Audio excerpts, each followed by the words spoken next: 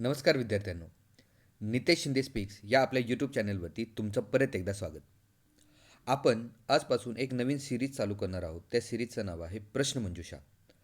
म्हणजेच काय तर प्रश्न उत्तराच्या माध्यमातून सामान्य ज्ञान ह्या घटकाचा अभ्यास आज आपण या सिरीजच्या माध्यमातून करणार आहोत. आपण याच्यामध्ये अजून एक गोष्ट शिकणार आहोत.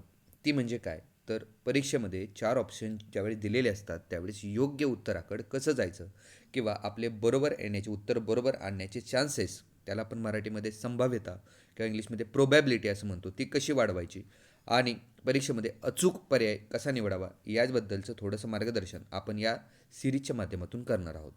आता एक गोष्ट बेसिक असते बघा मित्रांनो, परीक्षेमध्ये आपल्याला 4 ऑप्शन असतात. करेक्ट. परीक्षेमध्ये आपल्याला 4 ऑप्शन असतात. आपल्याला प्रत्येक ऑप्शनला म्हणजे हे उत्तर बरोबर आहे, ऑप्शन नंबर 1 बरोबर आहे, 2 बरोबर आहे, 3 बरोबर आहे, 4 बरोबर आहे. म्हणजे प्रत्येक उत्तराची, प्रत्येक ऑप्शनची बरोबर येण्याची शक्यता ही 25% असते.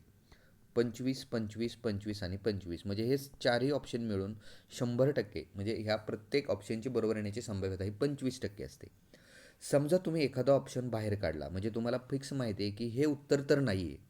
म्हणजे कधी कधी आपल्याला कसं होतं की उत्तर माहीत नसतं, परंतु हे सुद्धा उत्तर नाही आहे हे माहीत असतं, त्यावेळेस आपल्याला बरोबर येण्याची शक्यता वाढते. म्हणजे तुम्ही एक जरी पर्याय बाहेर काढला तर तुम्हाला माहीत झालं की आता हे 3मध्येच उत्तर आहे, म्हणजे तुमची बरोबर येण्याची शक्यता 25% वरून 33.33%वरती आली. म्हणजे 33.33% हा ऑप्शन, 33.33 हा, 33.33 हा. जर तुम्ही अजून एक पर्याय बाहेर काढला मित्रांनो, 2 पर्याय बाहेर काढले तर तुमची बरोबर येण्याची शक्यता ही 50%वरती आली. म्हणजे आता ऑप्शन नंबर 1 तरी बरोबर आहे की ऑप्शन नंबर 2 तरी बरोबर आहे. म्हणजे परीक्षेमध्ये जर तुम्हाला अचूक उत्तर जर माहीत नसेल तर तुम्ही एक पर्याय म्हणजे एक रिस्क घेऊ शकता. ती म्हणजे काय की ऑप्शन इलिमिनेशन मेथड. आणि मग ऑप्शन इलिमिनेट करताना एकच गोष्ट महत्त्वाची असते, ती म्हणजे तुमचं बेसिक. म्हणजे तुमचं बेसिक जर क्लिअर असेल तर तुम्ही बरोबर ऑप्शन इलिमिनेट करू शकता आणि योग्य उत्तराच्या बाजूला जाऊ शकता. आणि हे जे पर्याय असतात ते कधी कधी आपल्याला कसं होतं की परीक्षेमध्ये आपण प्रश्नपत्रिका सोडवतो आणि आपल्याला आणि जास्त वेळेस असंच असतं की एक ठराविकच प्रश्नांची उत्तरे तुम्हाला एक्झॅक्ट माहीत असतात आणि बऱ्याचशा प्रश्नांची उत्तरे तुम्हाला ऑप्शन इलिमिनेशन मेथडनंच काढावी लागतात. आणि त्याच्यासाठी तुम्हाला एकच पर्याय आहे, ते म्हणजे जास्तीत जास्त प्रश्नांचा सराव करणं. आणि तोच प्रश्नांचा सराव कसा करायचा ते आज आपण या प्रश्नमंजुषा या सिरीजच्या माध्यमातून बघणार आहोत. तर तुम्ही नक्की आपल्या चॅनलबरोबर राहा आणि येणाऱ्या परीक्षेमध्ये आपल्या चॅनलच्या माध्यमातून अशा अनेक गोष्टी तुमच्यापर्यंत पोचवायच्या आहेत. त्याच्यामुळे नितेश शिंदे स्पीक्स या आपल्या टेलिग्राम चॅनल तसेच आपल्या यूट्यूब चॅनल या दोन्ही चॅनलच्या संपर्कात राहा. आपण नक्कीच काही महत्त्वाच्या स्टेप्स घेणार आहोत ज्या तुम्हाला परीक्षेमध्ये प्रश्न उत्तरं सोडवण्यासाठी महत्त्वाच्या ठरतील. चला तर माझा आपला पहिला प्रश्न आहे तो म्हणजे काय तर नर्मदा नदी ही एकूण किती राज्यातून वाहते? बघा, नद्यांवरती प्रश्न फिक्स असतात परीक्षेमध्ये. तर आता हा प्रश्न आहे, नर्मदा नदी एकूण किती राज्यातून वाहते? तुमचं एक बेसिक क्लिअर आहे, ती म्हणजे काय, नर्मदा नदी ही जा उगम जो आहे तो उगम तुम्हाला माहिती आहे अमरकंटक मध्य प्रदेश येथे होतो. पण ते आपल्या महाराष्ट्रातून सुद्धा वाहते. आणि नर्मदा नदी तुम्हाला माहिती आहे की गुजरातमध्ये जाऊन ती परत कुठं मिळते, अरबी समुद्राला. त्यामुळे हे 3 राज्य तर फिक्स आहेत. त्याच्यामुळे या 3पेक्षा कमी कुठला पर्याय आहे? 2. म्हणजे हा तर उत्तर 100% बाहेर काढायचं. क्लिअर. आता हे 3पैकीच कुठलं तर उत्तर आहे, 4 तरी, 5 तरी किंवा 3 तरी. तर 4 आणि 5 म्हणजे एवढी जास्त राज्यसुद्धा पश्चिमेला नाही आहेत. म्हणजे तुम्ही जर महाराष्ट्र थोडासा जर तुम्ही जिओग्राफीचा नीट अभ्यास केला असेल तर मध्य प्रदेशनंतर महाराष्ट्र, महाराष्ट्रानंतर सरळ गेला तर तुम्ही गुजरात, एवढंच राज्य लागतं. त्याच्यामुळे ह्याचं उत्तर काय, ऑप्शन नंबर 3 की नर्मदा नदी ही 3च राज्यातून वाहते. ती म्हणजे कुठली, महाराष्ट्र, मध्य प्रदेश आणि गुजरात. मग त्याच्याबद्दलची एक्स्ट्रा माहिती बघूयात. तर उगम जो आहे नर्मदा नदीचा तो अमरकंटक येथे होतो. तिची एकूण लांबी जी आहे ती 1310 किलोमीटर आहे. महाराष्ट्रामध्ये ती फक्त 54 किलोमीटर वाहते आणि 54 किलोमीटरनंच तिनं महाराष्ट्राची आणि गुजरातची सीमा तयार केली आहे. आता ती एकूण किती राज्यातून वाहते तर मध्य प्रदेश, महाराष्ट्र आणि गुजरात अशा 3च राज्यातून ती वाहते. तिच्यावर 2 धबधबे आहेत महत्त्वाचे, कपिलधारा धबधबा आणि धुवाधार धबधबा. हे 2 धबधबे जे आहेत ते नर्मदा नदीवरती आहेत आणि तिचा शेवट जो आहे तो अरबी समुद्रावरती होतो. जबलपूर आणि देवास ही 2 महत्त्वाची शहरं नर्मदा नदीच्या काठावरती आहेत.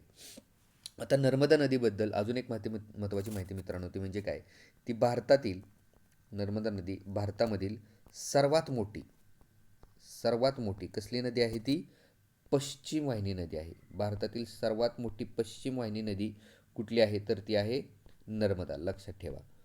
क्लिअर. अजून एक माहिती त्याच्याबद्दलची ही बघितली. म्हणजे प्रश्न बघत असताना तुम्ही एक्स्ट्रा पॉईंट त्याच्याबद्दल बघा विश्लेषणात्मक, जेणेकरून काय होईल तुम्हाला की त्या प्रश्नाबद्दलची एक्स्ट्रा माहिती मिळेल.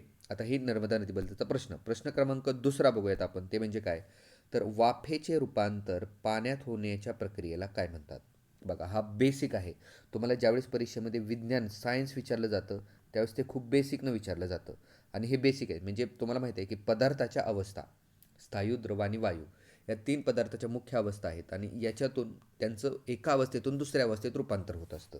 म्हणजे कधी-कधी रूपांतर स्थायूचं रूपांतर द्रवामध्ये होतं, द्रवाचं रूपांतर वायूमध्ये होतं.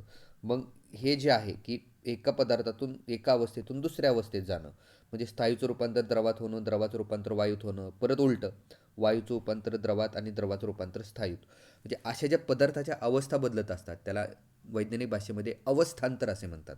म्हणजे पदार्थाचे एका अवस्थेतून दुसऱ्या अवस्थेत रूपांतर होण्याच्या प्रक्रियेला पदार्थाचे अवस्थांतर म्हणतात आणि हेच अवस्थांतरावरती परीक्षेत प्रश्न विचारला जातो. आता इथं काय विचारले की वाफेचे रूपांतर पाण्यात होण्याच्या प्रक्रियेला, म्हणजे काय तर वायूचे रूपांतर द्रवात होण्याच्या प्रक्रियेला काय म्हणतात, असा तो इनडायरेक्टली प्रश्न आहे. मग आपण बघत असतो की वाफेचं रूपांतर पाण्यात होत असतं. म्हणजे आपण पाणी जर तापवलं तर भांड्यामध्ये, तर ते वरती जाऊन वाफ होती त्याची, वरती जाऊन ते भांड्याला चिकटतं आणि ज्यावेळेस ते थंड होतं त्यावेळेस त्या वाफेचं रूपांतर परत पाण्यात होतं.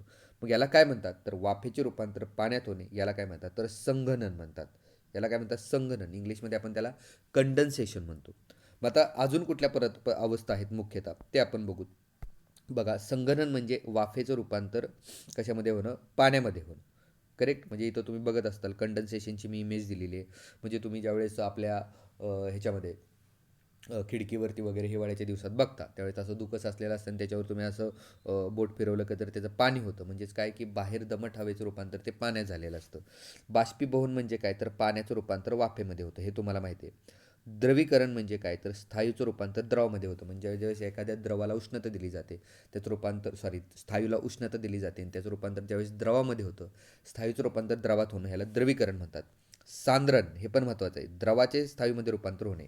म्हणजे ज्यावेळेस द्रवातून तुम्ही उष्णता काढून घेता आणि त्याचं स्थायूमध्ये रूपांतर होतं, म्हणजे पाण्याचा ज्यावेळेस बर्फ होतो त्यावेळेस त्याला सांद्रण म्हणतात. आणि संप्लवन, बघा, ह्या संप्लवनावरती परीक्षेमध्ये बऱ्याचदा प्रश्न विचारलेले आहेत. संप्लवन ही अशी अवस्था आहे मित्रांनो, म्हणजे काय तर स्थायूचं रूपांतर जे आहे ते डायरेक्ट वायूमध्ये होतं, द्रवामध्ये होतच नाही. स्थायूचं रूपांतर डायरेक्ट वायूमध्ये होणं याला संप्लवन म्हणतात.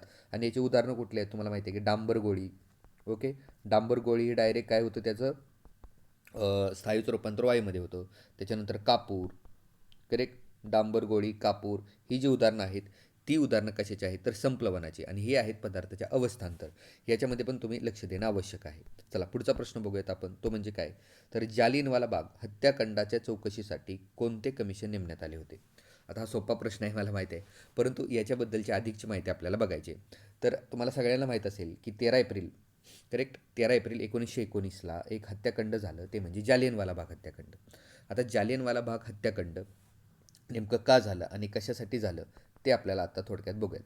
आता 13 एप्रिल 1919 म्हणजे काय तर रौलट कायदा आला होता, तुम्हाला सगळ्यांना माहिती आहे, ज्यानुसार विनापरवानगी झडती घेण्याचा अधिकार, अटक करण्याचा अधिकार इंग्रजांना मिळालं होतं.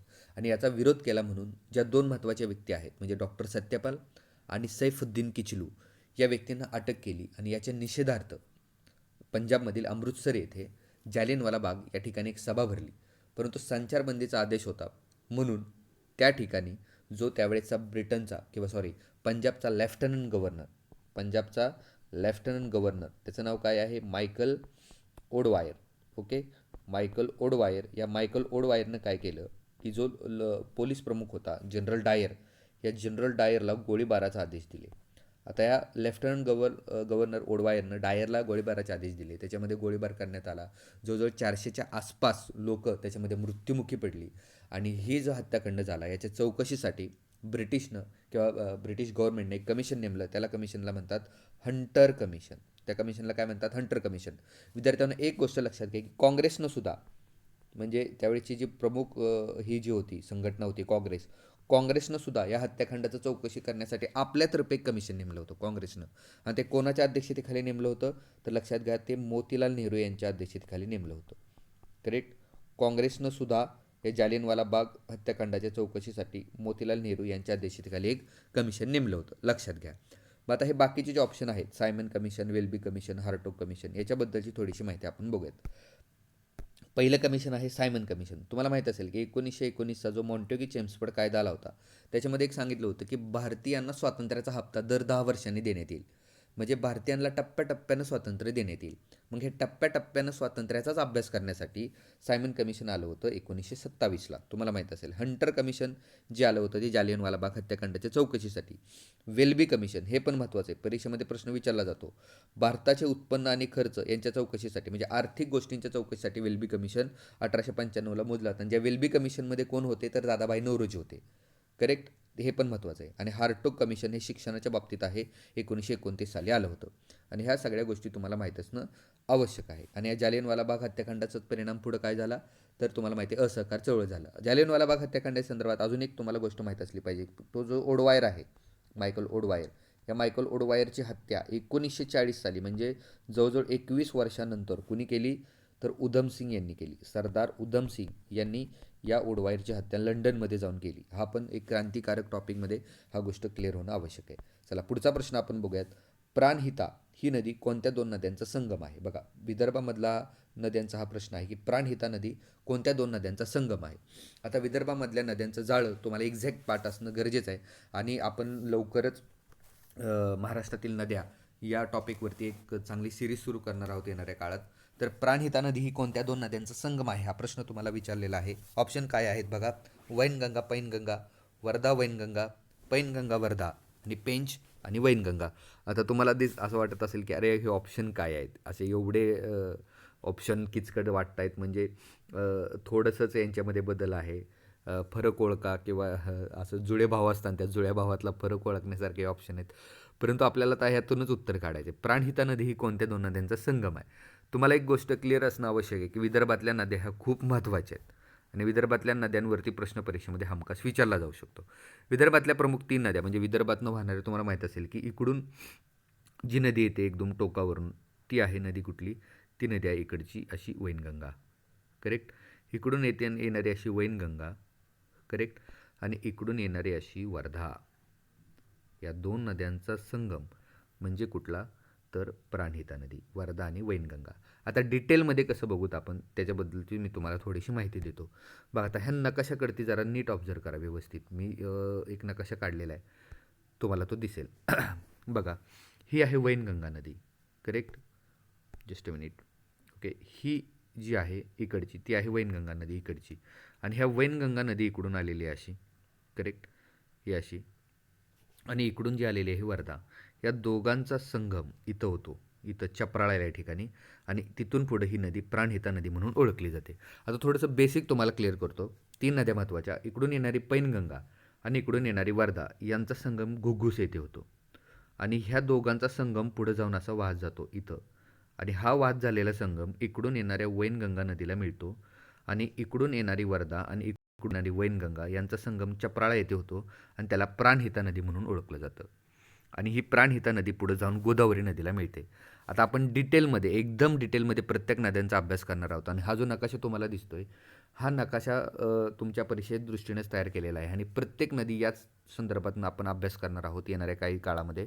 त्याच्यामुळे फक्त तुम्ही एवढंच लक्षात घ्या की प्राणहिता जी नदी आहे ती कोणत्या दोन नद्यांचा मुख्य संगम आहे? वर्धा आणि वैनगंगा. आणि प्राणहिता नदी पुढे जाऊन कुणाला मिळते?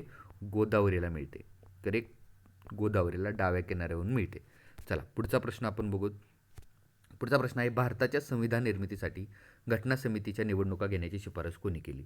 हा खूप महत्त्वाचा प्रश्न आहे. तुम्हाला माहीत असेल की 15 ऑगस्ट 1947ला आपल्याला स्वातंत्र्य मिळालं.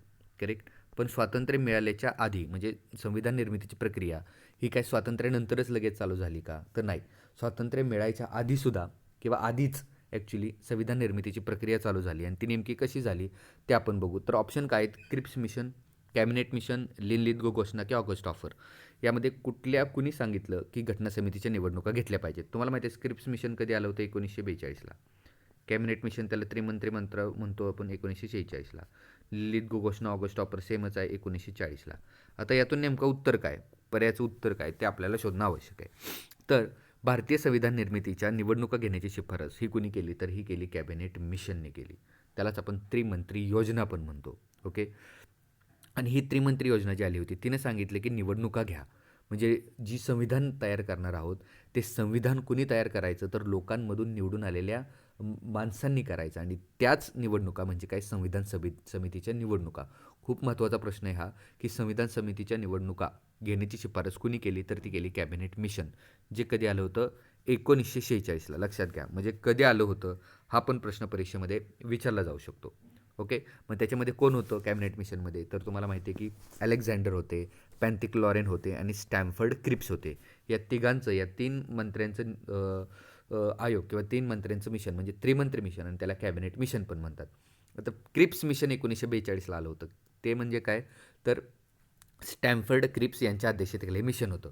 यांनी काय सांगितलं की क्रिप्स मिशननं तुम्हाला माहीत असेल की क्रिप्स मिशननं भारताचे जे तुकडे केले किंवा भारताची जी संकल्पना सुचवली ती बारगळी आणि क्रिप्स मिशनचा उल्लेख म्हणजे बुडत्या बँकेचा पुढील तारखेचा चेक असं क्रिप्स मिशनवरती कोणी टीका केली तर ती गांधीजींनी केली तुम्हाला माहीत असेल.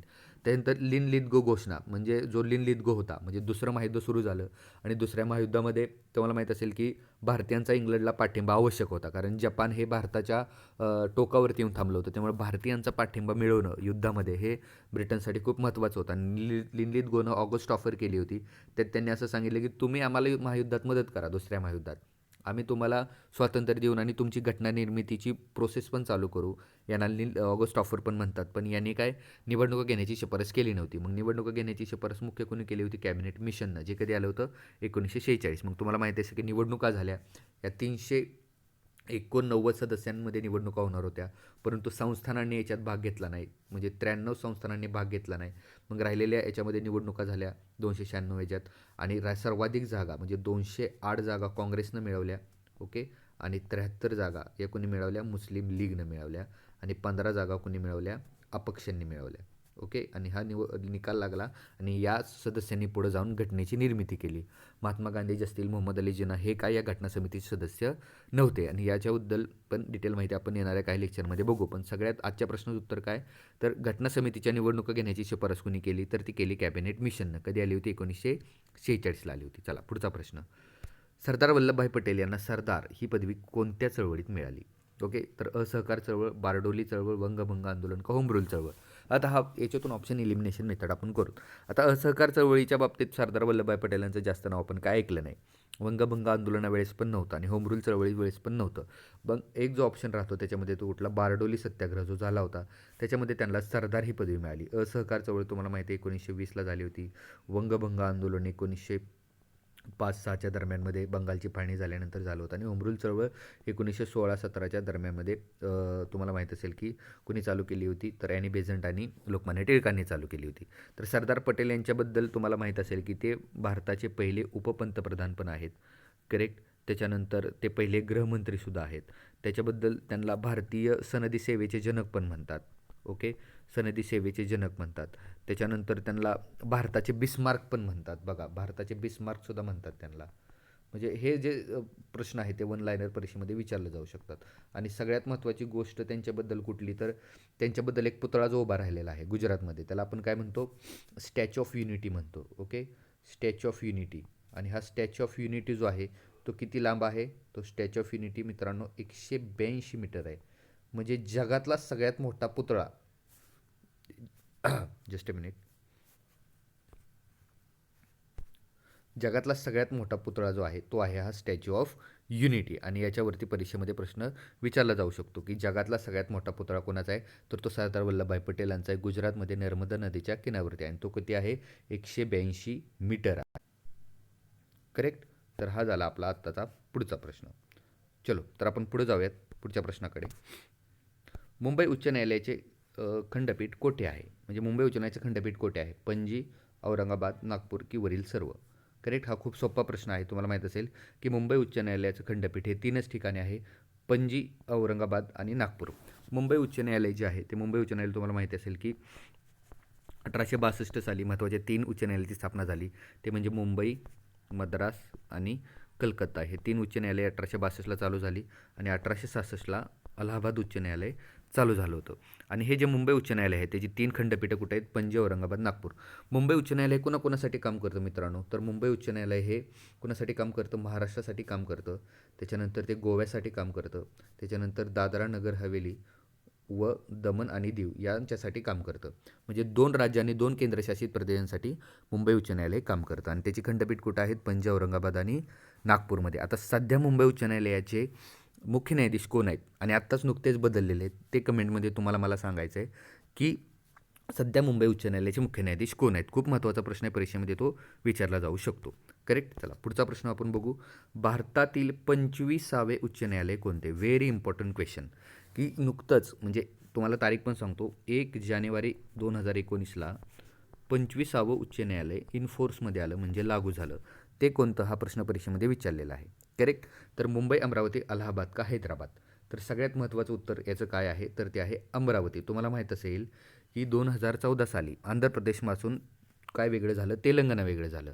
त्याच्यामुळं हे जे आंध्र प्रदेश आणि तेलंगणाचं मिळून जे आधी उच्च न्यायालय होतं ते होतं हैदराबादला. मग आता आंध्र प्रदेश सेपरेट झाल्यानंतर आंध्र प्रदेशला सुद्धा उच्च न्यायालयाची गरज होती.